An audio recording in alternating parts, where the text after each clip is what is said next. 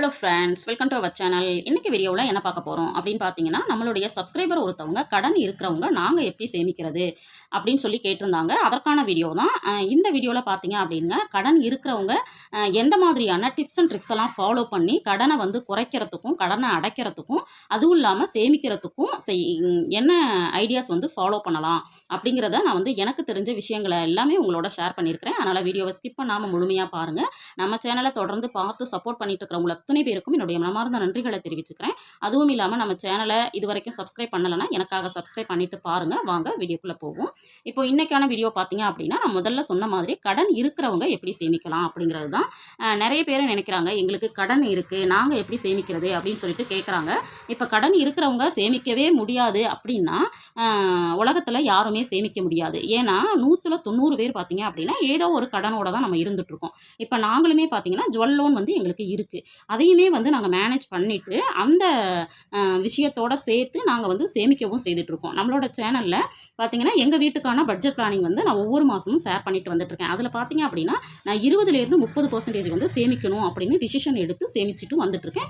ஒரு பக்கம் கடனையும் அடைச்சிட்ருக்கேன். இந்த மாதிரி தான் நம்ம வந்து பேலன்ஸ் பண்ணிக்கணுமோ தவிர, நம்ம கடன் இருக்கிறவங்க சேமிக்கவே முடியாது, சேமிக்கவே கூடாது அப்படிங்கிறது நினைக்கவே கூடாது. கண்டிப்பாக கடன் இருக்கிறவங்க எப்படியெல்லாம் நம்ம வந்து கடனை குறைக்கிறதுக்கு முயற்சி பண்ணணும், அதே மாதிரி கடனை அடைக்கிறதுக்கு முயற்சி பண்ணணும், அதே சமயத்தில் எப்படி சேமிக்கணும் அப்படிங்கிறது எல்லாமே நான் இந்த வீடியோவில் 1 by 1 உங்களோட ஷேர் பண்ணிக்கிறேன். இப்போ ஃபஸ்ட்டு பார்த்தீங்க அப்படின்னா, கடன் இருக்குது அப்படின்னா லிஸ்ட் பண்ணிவிடுங்க. லிஸ்ட் அவுட் பண்ணி அந்த கடன்களை கண்டிப்பாக எழுதி வச்சுருங்க. அதுதான் ஃபஸ்ட்டு நம்ம செய்ய வேண்டிய விஷயம்.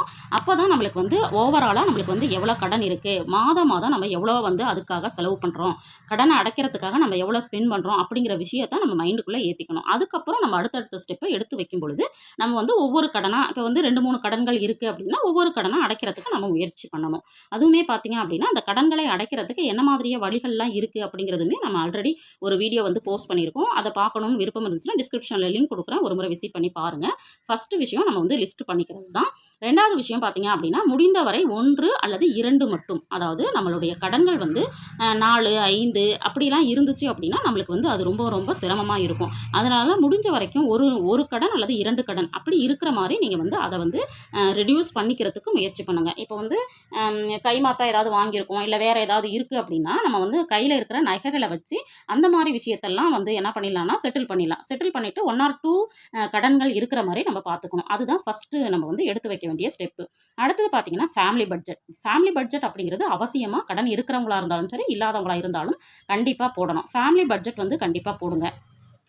அதே மாதிரி என்ன மாதிரியான கடன்கள் இருக்குது, உங்களுக்கு என்ன வரவு, என்ன செலவு, ஏன் வந்து கடன் வாங்கணும், ஏன் அந்த கடனை வந்து நம்மளுக்கு வந்து இந்த அளவுக்கு இன்க்ரீஸ் ஆகுது அப்படிங்கிற விஷயத்த கண்டிப்பாக ஃபேமிலி மெம்பர்ஸுக்கு இன்ஃபார்ம் பண்ணுங்கள். நான் வந்து இந்த மாதத்தில் இவ்வளோ தான் வருமானம் வருது, இதில் நான் இவ்வளோ கடன் கட்டுறேன், இதை கட்ட முடியாததுனால இது இன்க்ரீஸ் ஆகுது அப்படிங்கிறத கண்டிப்பாக ஃபேமிலி மெம்பர்ஸுக்கு அவசியமாக சொல்லுங்கள். இது சொல்கிறதுனால பிரச்சனை வருமே அப்படின்னு சொல்லிட்டு நிறைய பேர் சொல்கிறதுக்கு வாய்ப்புகள் இருக்குது. இருந்தாலுமே ஒரு பக்கம் விஷயம் தெரிஞ்சதுக்கப்புறம் அவங்க வந்து சப்போர்ட் பண்ணுறதுக்கும் வழி இருக்குது. அப்படிங்கிறதுனால தான் இதை நான் வந்து உங்களோட ஷேர் பண்ணுறேன். ஃபேமிலி மெம்பர்ஸ் வந்து என்ன பண்ணலாம் அப்படின்னா, ரெடியூஸ் பண்ணுறதுக்கு நம்ம வந்து ட்ரை பண்ணலாம் அப்படிங்கிறதுக்காக தான். ரெடியூஸ் அவர் வாண்ட்ஸ், அதாவது இப்போ ஒரு மாதத்தில் இப்போ வந்து உங்கள் வீட்டில் இருக்கிற பசங்க வந்து ஒரு மொபைல் ஃபோன் வாங்கணும் அப்படின்னு நினைக்கிறாங்கன்னு வச்சுக்கோங்களேன். அப்படி இருக்கிற பட்சத்தில் அவங்க வச்சிருக்க மொபைலே வந்து இன்னும் ஒரு 6 மாதமோ 1 வருஷமோ யூஸ் பண்ணலாம். பட் இருந்தாலும் அவங்க என்ன பண்ணுவாங்க, சரி அம்மா தான் சம்பாதிக்கிறாங்களே, அப்பா தான் சம்பாதிக்கிறாங்களே, நம்மளுக்கு இன்னொரு நல்ல மொபைல் வாங்கி கொடுத்தா என்ன அப்படின்னு அவங்க கேட்குறாங்க. அப்படின்னா இந்த மாதிரி நீங்கள் வந்து ஃபேமிலியில் நம்மளுக்கு வரவு இவ்வளோ இருக்குது, கடன் இவ்வளோ இருக்குது, இவ்வளோ வந்து நம்ம இஎம்ஐ கட்டுறோம் அப்படிங்கிற விஷயமெல்லாம் தெரிஞ்சால் அந்த ஃபேமிலி மெம்பர்ஸ் என்ன பண்ணுவாங்க, தன்னுடைய வாண்ட்ஸை வந்து தள்ளி போடுறதுக்கோ இல்லை டிலேவாக வாங்குறதுக்கோ வாய்ப்புகள் இருக்குது. அதனால் கண்டிப்பாக இதை வந்து செய்யுங்க. அடுத்தது பார்த்தீங்க அப்படின்னா support to clear the debits அப்படின்னு சொல்கிறேன்.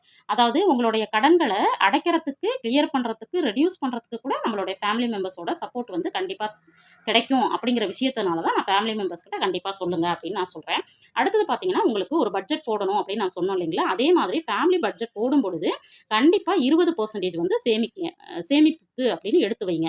எடுத்து வச்சுட்டு இப்போ 10,000 உங்களுக்கு வருமானம் வருதுன்னா அதுலேருந்து 2,000 எடுத்துருங்க.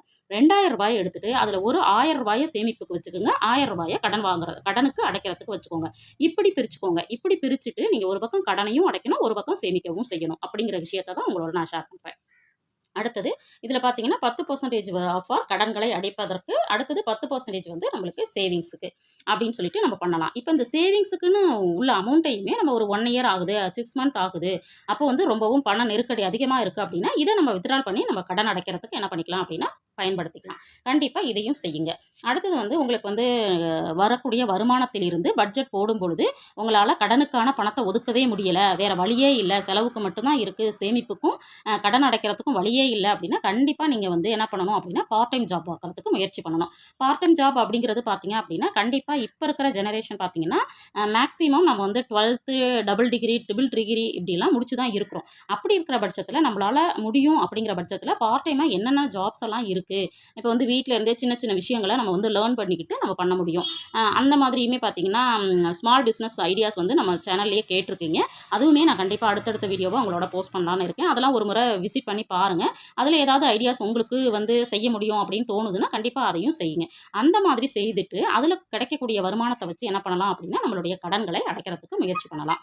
அடுத்தது பார்த்தீங்க அப்படின்னா, இதான் நான் முன்னாடியே சொன்ன மாரி ஸ்மால் பிசினஸ வந்து செஞ்சு, அதில ஒரு வருமானம் கிடைக்குது இல்லைங்களா? அந்த வருமானத்த வச்சு கடன் அடைக்கிறதுக்கு முயற்சி பண்ணுங்க.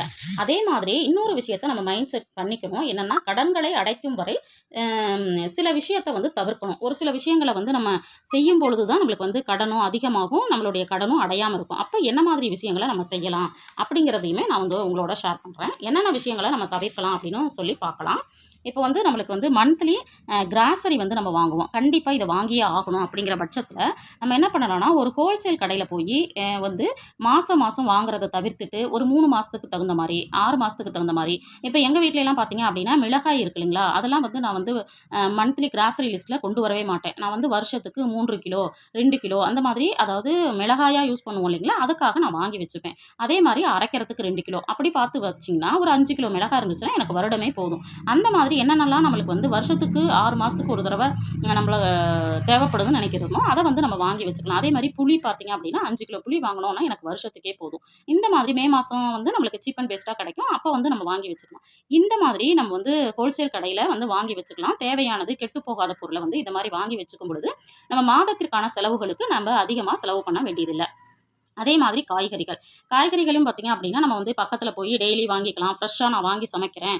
ஹெல்த்தியான உணவ மட்டும் தான் சாப்பிடுவேன். அப்படின்னு நம்ம வந்து திங்க் பண்ணாம, வாரத்திற்கு ஒரு முறை நம்ம என்ன பண்ணணும் அப்படின்னா, காய்கறிகள் வந்து சந்தையிலயோ, மார்க்கெட்லயோ போய் வாங்கிட்டு வந்து, அதுக்கு முன்னாடி ஒரு மெனு பிளான் பண்ணிட்டு, இந்த வாரம் இது இதெல்லாம் தான் சமைக்க போறோம். அப்படிங்கிறத பிளான் பண்ணிட்டு, ஒரு அளவா நம்ம வந்து வாங்கிட்டு வரணும். சரி சீப் அண்ட் பெஸ்ட்டா இது இருக்கு. இப்ப தக்காளிலாம் பார்த்தீங்க அப்படின்னா, 5 கிலோ வந்து ரூ. 50, 5 கிலோ ரூ. 100 அப்படின்லாம் விப்பாங்க. அப்படி விக்கும் பொழுது 5 கிலோ கிடைக்குதே அப்படிங்கிறதுக்காக நம்ம வாங்கிட்டு வந்து வச்சோம்னா, கண்டிப்பா அதில வந்து பாதிக்கு பாதி அழுகிடும். ஏன்னு பார்த்தீங்கன்னா, தக்காளி அவ்வளோ சீக்கிரமா அழுகி போயிடும். அதே நீங்க வெங்காயம் வந்து 5 கிலோ ரூ. 100க்கு கிடைக்குதுன்னா, கண்டிப்பா அத வாங்கிட்டு வந்து வச்சுக்கலாம். 5 கிலோ வாங்கிட்டோம்னா, ஒரு 2 வாரம், 3 வாரத்துக்கு நம்ம வாங்காம இருந்துரலாம். இந்த மாதிரி நம்ம வந்து கண்டிப்பா நம்ம வந்து பிளான் பண்ணி கரெக்ட்டான அளவா வாங்கி சமைக்கிறோம் அப்படின்னா, இதுலயும் வந்து பார்த்தீங்கன்னா, நம்மள வந்து பணத்த வந்து மிச்சப்படுத்தி சேமிக்க முடியும். அடுத்தது வெஜ்ஜு, நான்வெஜ்ஜு, ஃப்ரூட்ஸு, ஸ்நாக்ஸு இதெல்லாம் பார்த்தீங்கன்னா, கண்டிப்பா வாரத்துக்கு ஒரு முறை மட்டும் தான் செலவு பண்ணணும் அப்படின்னு சொல்லிட்டு டிசிஷன் எடுத்து செலவுகள பண்ணுங்க. அது இல்லாம நம்ம வந்து இப்ப வந்து வெளியில போறோம், இல்ல கொலீக்ஸோட போறோம், அவங்க வாங்குறாங்க அப்படிங்கிறதுக்காக நம்ம வாங்கக்கூடாது. நம்மளுக்கு தேவை வாரத்துக்கு ஒரு முறை மட்டும் தான். அந்த ஒரு முறைய தாண்டக்கூடாது அப்படிங்கிற டிசிஷன் நம்ம எடுத்துட்டு செலவுகள பண்ணுங்க. அடுத்தது பார்த்தீங்க அப்படின்னா ட்ரெஸ்ஸு. இது நம்ம வந்து பார்த்தீங்கன்னா, இந்த கடன் அதிகமா ஆகுறாங்க இல்லையா? அவங்க ஃபேமிலீஸ்ல வந்து அதிகமா பார்த்தீங்கன்னா, இந்த ட்ரெஸ்ஸுக்காக செலவு பண்றத நான் வந்து கண்கூடா பார்த்துருக்கேன். அதனால நான் சொல்றேன். இப்ப என்னுடைய கொலீக் பார்த்தீங்க அப்படின்னா, அவங்க ஒரு டெய்லரிங் தான். பட் வந்து பார்த்தீங்கன்னா, அவங்க வீட்ல அடிக்கடி ட்ரெஸ் வாங்கிட்டே இருப்பாங்க. அதாவது யாருக்கு அப்படின்னா, அந்த பேர குழந்தைகள் இருக்காங்க. அவங்களுக்காக வாங்குவாங்க. அடுத்தது பார்த்தீங்கன்னா, அந்த பொண்ணுக்கு மருமகளுக்கு பர்த்டே அதுக்காக ட்ரெஸ் வாங்க போனோம்னு குழந்தைகளுக்கும் சேர்த்து வாங்கிட்டு வருவாங்க. இந்த மாதிரி பார்த்தீங்க அப்படின்னா, ட்ரெஸ்ஸுக்காகவே நெறைய செலவு பண்ணுவாங்க. அந்த மாதிரி இல்லாம நம்ம வந்து கடன் இருக்கு அப்படின்னா, நம்மளுடைய ட்ரெஸ்ஸு அப்படிங்கிறதுக்கு வந்து அவசியம் அப்படின்னா மட்டும் 1 ஆர் 2 டைம்ஸ் மட்டும் இயர்லி ஒன்ஸ் நம்ம வாங்கணும் அப்படின்னு டிசிஷன் எடுத்துட்டு, நம்ம வந்து செலவுகள கண்டிப்பா குறைக்க முடியும். அதே மாதிரி நோ ஸ்பெண்டிங் டே அப்படிங்கிறத நம்ம வந்து ஃபாலோ பண்ண ட்ரை பண்ணணும். நோ ஸ்பெண்டிங் டே அப்படின்னா, இந்த வாரத்தில ஒரு 3 நாளோ, 2 நாளோ நான் ரூ. 1 கூட செலவே பண்ண மாட்டேன். இப்படி வந்து நம்ம டிசிஷன் எடுக்கணும். அப்படிங்கும்போது நம்மளுக்கு கண்டிப்பா நம்ம வந்து பணத்த மிச்சப்படுத்த முடியும். அடுத்தது பார்த்தீங்கன்னா, கார்ட்ஸ் யூஸ் பண்றது. இப்ப வந்து கிரெடிட் கார்டும் பார்த்தீங்கன்னா, டெபிட் கார்டு எப்படி யூஸ் பண்றோமோ, அதே மாதிரி கிரெடிட் கார்டையும் வந்து யூஸ் பண்ணியிருக்காங்க. கடன் அட்டை அப்படின்னு சொல்லுவோம். பட் வந்து அந்த கடன் கிடைக்குதே அப்படிங்கிறதுக்காக நம்ம வாங்கக்கூடாது. அதுக்கு தவிர்க்கணும் அப்படின்னு நினச்சிங்கன்னா, கார்டு யூஸ் பண்ணாம நம்ம வந்து கையில வந்து கேஷ் மட்டும் கொண்டு போகணும். அப்பவே பார்த்தீங்க அப்படின்னா, நம்மளுக்கு செலவு குறைஞ்சிரும். ஏன்னா கையில காசு இருந்தா தான் நம்ம என்ன பண்ணுவோம், வாங்குவோம். இல்ல அப்படின்னா பேசாம வந்துருவோம். அதனால கண்டிப்பா கார்ட யூஸ் பண்ணாம கேஷ் மட்டும் யூஸ் பண்ணி பாருங்க. அதுவுமே உங்களுக்கு வந்து கடன் அடைக்கிறதுக்கு ஒரு சிறந்த வழியா இருக்கும். அதே மாதிரி நான் வந்து கிரெடிட் கார்டு பார்த்தீங்கன்னா, லாஸ்ட் மந்த் யூஸ் பண்ணும்போது ஒரு சின்ன இஷ்யூ வந்துச்சு. அந்த கார்ட யூஸ் பண்ணும்பொழுது இந்த விஷயங்கள்லாம் நம்ம தெரிஞ்சிருக்கணும் அப்படின்னு சொல்லிட்டு அப்பதான் எனக்கு தோணுச்சு. அந்த விஷயத்த உங்களோட நான் ஷேர் பண்ணணும் அப்படின்னு நினைச்சிட்டு இருக்கேன். அடுத்தடுத்த வீடியோல கண்டிப்பா அந்த கிரெடிட் கார்டு யூசேஜ் பத்தி எனக்கு தெரிஞ்ச அனுபவத்தையும், எனக்கு ஏற்பட்ட ப்ராப்ளத்தையும் உங்களோட ஷேர் பண்ணிக்கலாம்னு இருக்கேன். ஒரு அவேர்னஸா கண்டிப்பா குடுக்கலாம்னு இருக்கேன். அதெல்லாம் பார்க்கணும்னா சப்ஸ்கிரைப் பண்ணி வச்சுட்டு பாருங்க.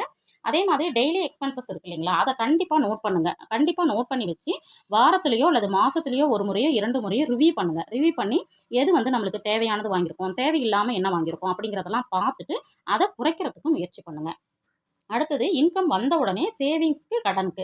இது 2க்குமே. ஏன்னா நம்ம வந்து கடன் இருக்கு அப்படிங்கிறதுனால, நம்ம வந்து ஃபர்ஸ்ட்டு ஒரு அமௌண்ட் வருது இல்லைங்களா? அந்த அமௌண்ட்ட நீங்க வந்து ஃபர்ஸ்ட்டு கடனுக்கும், சேவிங்ஸ்க்கும் எடுத்து வச்சுட்டு, மீதி என்ன அமௌண்ட் இருக்கோ அந்த அமௌண்ட்டுக்கு பட்ஜெட் போடுங்க. இதுதான் பெஸ்ட்டான வழியா இருக்கும் அப்படின்னு எனக்கு தோணுது. அதே மாதிரி ஃபெஸ்டிவல்ஸ் வருது, ஃபங்ஷன்ஸ் வருது அப்படின்னா, நம்மளுக்கு வந்து கொஞ்சம் கூடுதலா கடன் இருக்கு அப்படிங்கிறத மைண்டுக்கு கொண்டு வந்துட்டு, அந்த செலவ குறைக்கிறதுக்கு நம்ம முயற்சி பண்ணலாம். அதே மாதிரி வாங்க வேண்டும் எனும்போது அப்படிங்கிறது என்னன்னு பார்த்தீங்கன்னா, இப்ப இந்த மாசத்துல ஒரு விஷயத்த நீங்க செய்யணும்னு நினைக்கிறீங்கன்னா, அத உடனே செய்யாம, அதுக்கு ஒரு 24 ஹவர்ஸ் வந்து வந்து டைம் எடுத்துக்கிட்டு, நம்ம வந்து என்ன பண்ணலாம் அப்படின்னா, அத செய்யறதுக்கு முயற்சி பண்ணலாம். இந்த மாதிரி செய்யும்போது பார்த்தீங்க அப்படின்னா, நெறைய விஷயங்கள நம்ம தவிர்க்க நேரிடும். அதே மாதிரி நம்மளுக்கு பணமும் வந்து செலவுகளும் வந்து குறையும், சேமிப்பும் அதிகமாகும். இந்த மாதிரி நீங்க வந்து ஃபாலோ பண்ண ஆரம்பிச்சீங்க அப்படின்னா, உங்களுடைய கடன் ஒரு பக்கம் அடையறதோட, உங்களுக்கான சேமிப்பும் கொஞ்சம் அதிகமாகும். இந்த மாதிரி டிப்ஸ் அண்ட் ட்ரிக்ஸ கண்டிப்பா ஃபாலோ பண்ணுங்க. உங்களுடைய கடன் வந்து கண்டிப்பா சீக்கிரமா அடையும். அதே மாதிரி சேமிக்கவும் முடியும். அப்படிங்கிற நம்பிக்கை எனக்கு இருக்கு. அதனால வீடியோவ அம் வந்து பார்த்துட்டு இத ஃபாலோ பண்ண ட்ரை பண்ணுங்க அப்படின்னு கேட்டுக்கிறேன். இந்த வீடியோ உங்களுக்கு யூஸ்ஃபுல்லா இருந்திருக்கும்னு நினைக்கிறேன். வீடியோ பிடிச்சிருந்தா லைக் பண்ணுங்க, ஷேர் பண்ணுங்க, கமெண்ட் பண்ணுங்க. மறக்காம நம்ம சேனல சப்ஸ்கிரைப் பண்ணி வச்சுட்டு பாருங்க. தேங்க்ஸ் ஃபார் வாட்சிங்.